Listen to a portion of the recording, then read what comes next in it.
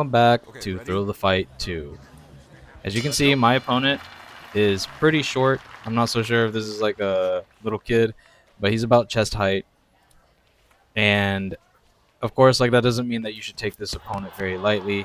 I will say that I do recognize who I'm fighting, and just like in sparring, you kind of have to pull back a little bit. So I wasn't being very aggressive. Again, when I play this game, I take it as if it's like an opportunity for me to train. So you're going to see me use a lot of footwork. You're going to see me kind of go in and out.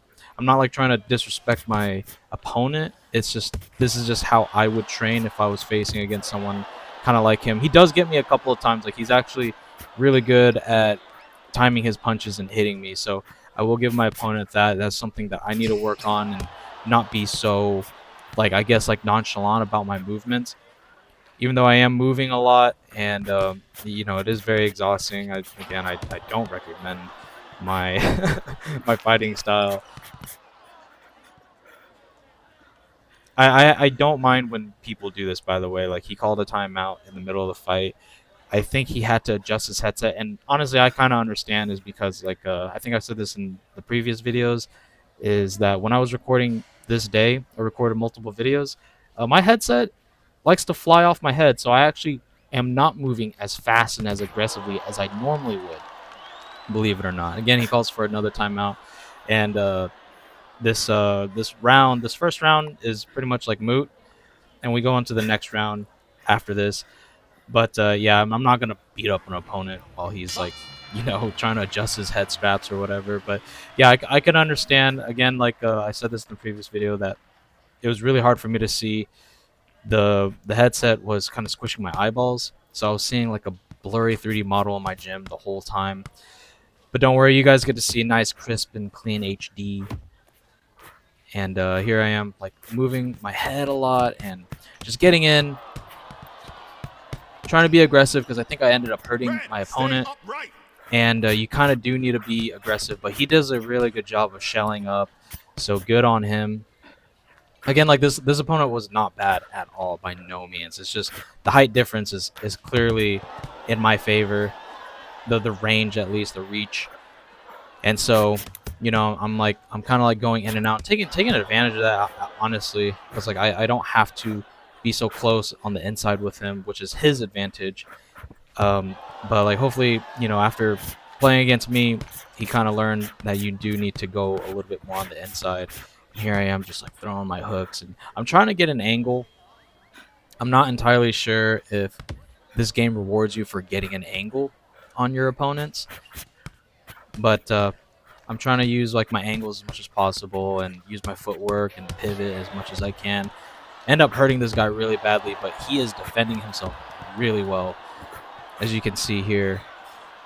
Like I'm missing even my own hits as well. I need to be a little bit more accurate with my hits and not just throw wildly like that.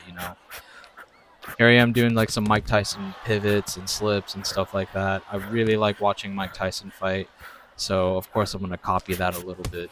I love the philosophy. It's like you do 1-2, 1-2, slip, 1-2, slip. Do something with your head. Never keep it in the center line. But again, like this opponent does find my head pretty easily, as you can Stop see. fighting. Hits me. I think he's getting exhausted. But okay, so yeah, we're at round 3.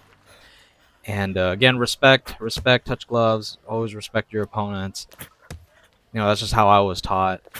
And I think I ended up like being a lot more patient. As you can see here, I'm kind of like baiting myself, doing a Philly shell. Philly shell is like one of my favorite guards.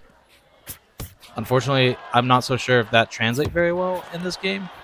Like you kind of have to place your hands like really in front of your face, because like I think your player model gets in the way with your hands. There is collision, but yeah, I'm playing a little bit more patient, using the long guard.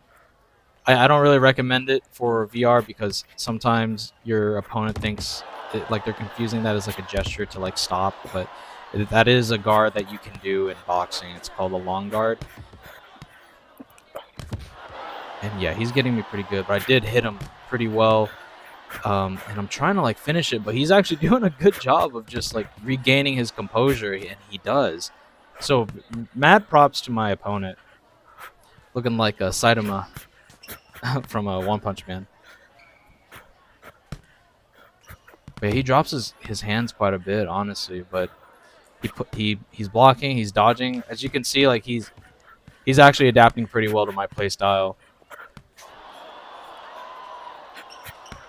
And he hits me a couple times. Man, good for him. Yeah, I need to work on my guard a little bit. I need to work on keeping my hands up. You know, I like to drop them, and I hurt him again. Oh, come on, let's go.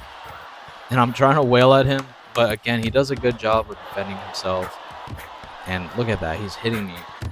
Like, getting good hits on me. Good job. Again, I approach this game as if I am training in real life. So you're going to notice that I didn't do a lot of damage at the end of this game.